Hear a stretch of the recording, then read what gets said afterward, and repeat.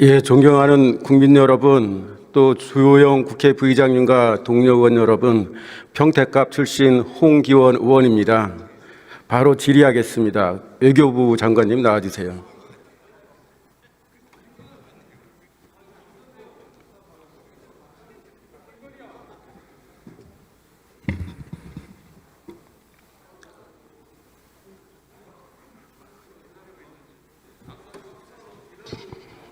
예, 장관님. 12월 3일 날 윤석열 대통령이 비상계엄 선포 뜻을 밝혔을 때 70여 년간 대한민국이 쌓아온 성취를 무너뜨린다. 이렇게 하면서 강력 반대했다 말씀하셨죠? 네. 예, 이제 그날로부터 한 70여일이 지났는데요. 장관님은 이제 외국과 회담도 하고 또 외교 사절들도 만나고 또 우리 외국에 나와 있는 우리 공관으로부터 보고도 많이 받지 않습니까? 네. 국제사회에서 우리나라의 위상이 많이 떨어졌죠?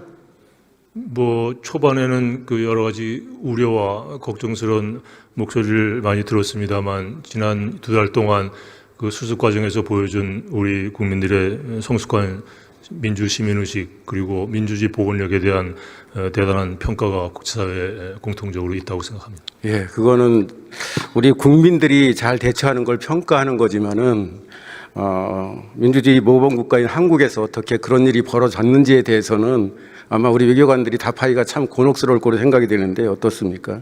그 부분에 대한 신뢰를 회복하는 노력이 필요했고 그 점에 있어서 전력 투구해서 많이 회복했다고 생각합니다. 그 무장한 군인들이 12월 3일 국회를 침탈하는 장면 그리고 그 이후에 한남동에서 대통령 경호대와 경찰 체포대가 무장 대치하는 장면이 전 세계 외신에 생생하게 방송됐습니다. 네. 후진국에서나 있을 법한 참담한 모습이 서울에서 벌어졌고 그게 지금 세계적인 한 뉴스가 되고 있습니다. 이로 인해서 수십 년간 쌓아올린 국격이 한순간에 수직낙하했고 또 우리 국민들은 엄청나게 자존심에 상처를 입었습니다. 저는 이런 사실 하나만으로도 윤석열은 더 이상 대통령으로서 자격이 없다, 복귀되면 안 된다 생각합니다. 어떻게 보십니까? 우리 국민 모두가 함께 극복해야 될 과제라고 생각합니다. 그 언론 보도에 따르면 12월 3일 저녁에 8시경에 윤석열 대통령이 장관님을 포함해서 총리와 일부 장관들에게 직접 전화해서 대통령실로 모이게 했고 이렇게 6명이 모인 자리에서 비상계엄 통보를 했다 보도됐습니다. 지금까지 장관님이 설명한 그날의 상황과 다른 것 같은데 어떻습니까? 다른 점을 제가 찾지 못하겠습니다. 처음부터 그렇게 6명이 모였을 때 공식 통보 받은 겁니까? 아니, 앉으면서 그 집무실에 들어가서 알았습니다. 장관님은 12월 3일 밤 골드버그 미국 대사의 전화를 받지 않은 이유를 상대방을 미스리드, 즉 오도할 우려가 있어서라고 했습니다. 네. 도대체 뭘 미스리드 한다는 걸 걱정하신 겁니까?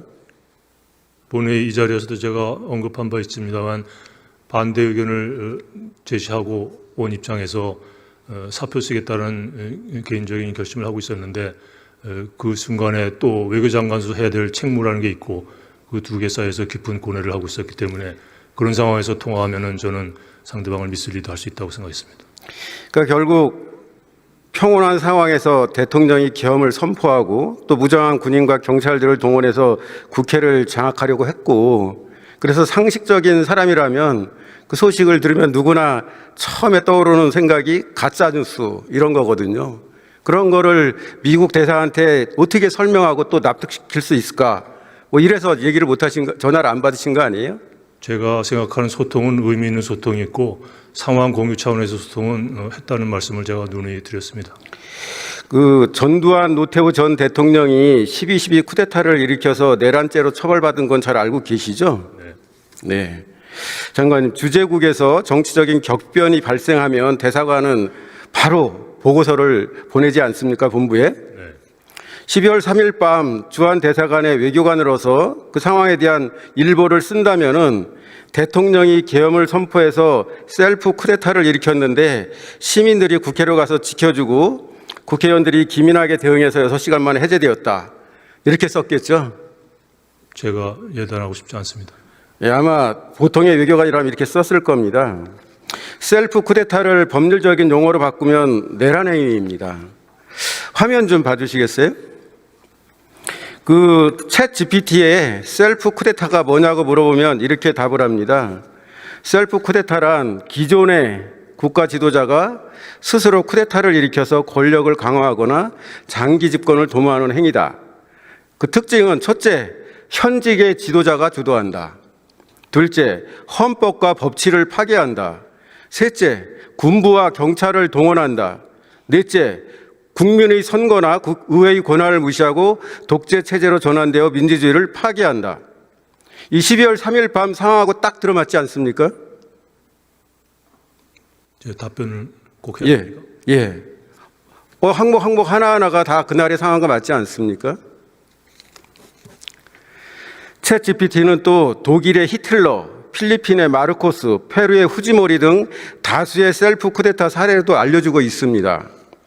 마지막으로 셀프 쿠데타는 민주적인 체제를 약화시키고 장기 독재로 이어질 가능성이 크기 때문에 국제사회에서도 심각한 정치적 문제로 간주된다. 이렇게 결론 맺고 있습니다.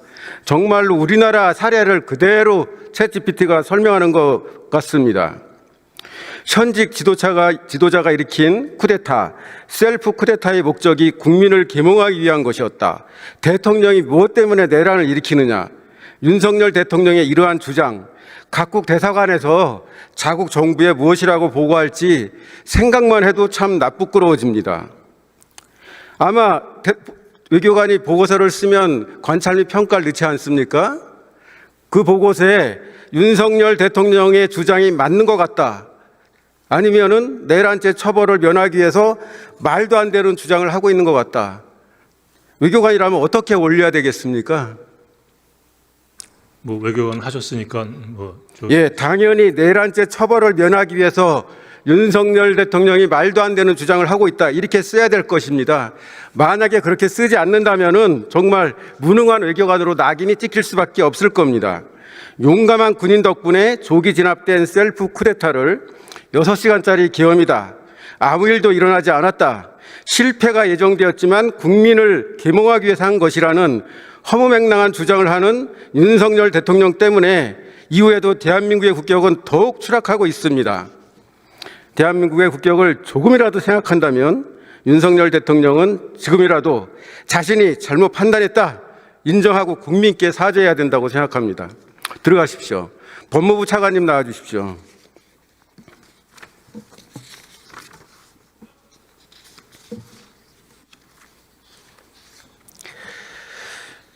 예, 차관님. 네. 그 현행 형법상 북한 이외에 외국 등을 위해 간첩 행위를 한 이들은 간첩죄 적용이 안 되죠. 네, 그렇습니다. 예. 그래서 이들도 간첩죄로 처벌할 수 있도록 형법의 간첩죄 개정 논의가 되고 있지 않습니까? 네, 그렇습니다. 그렇죠?